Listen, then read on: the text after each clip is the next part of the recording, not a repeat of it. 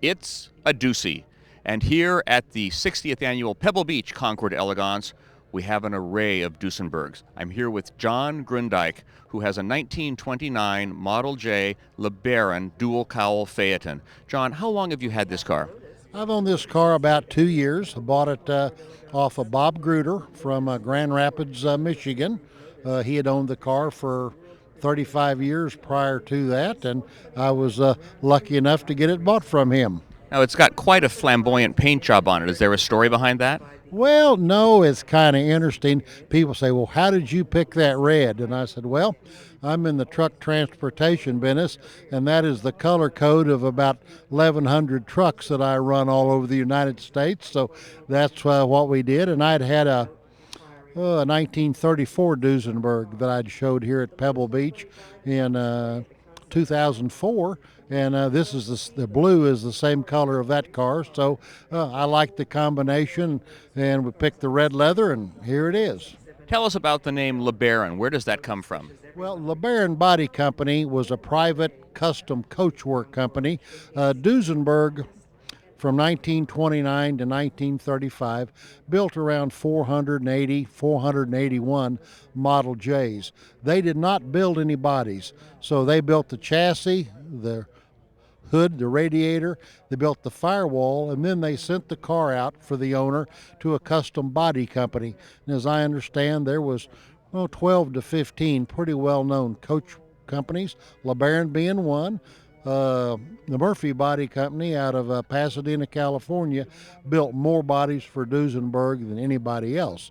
But there's a lot of different bodies, Broman and Swartz, Durham bodies, and all. The only one that they designed was a Walker Legrand, and Legrand was a designer for Duesenberg, and he drew up some plans, and the Walker manufacturing company built the bodies to his specs. They primed them, took them over to the factory, painted them, and put them on the car.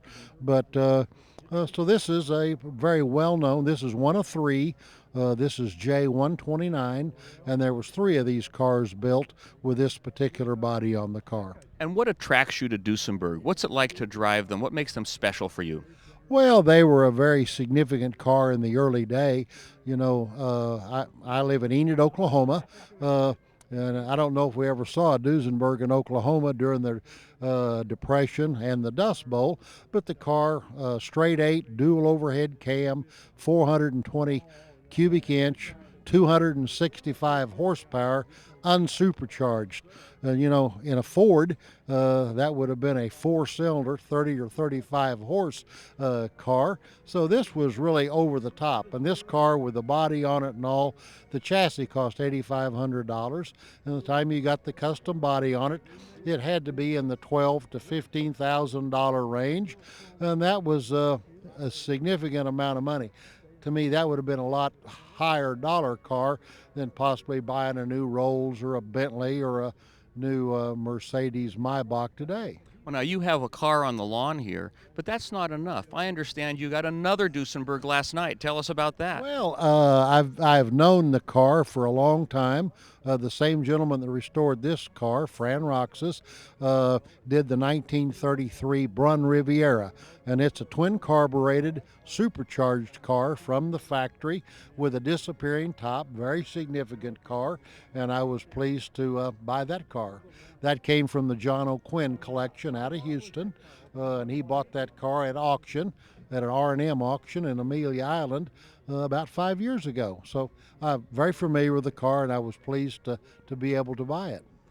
A man who loves his Duesenbergs, John Grundyke, here at the Pebble Beach Concours d'Elegance.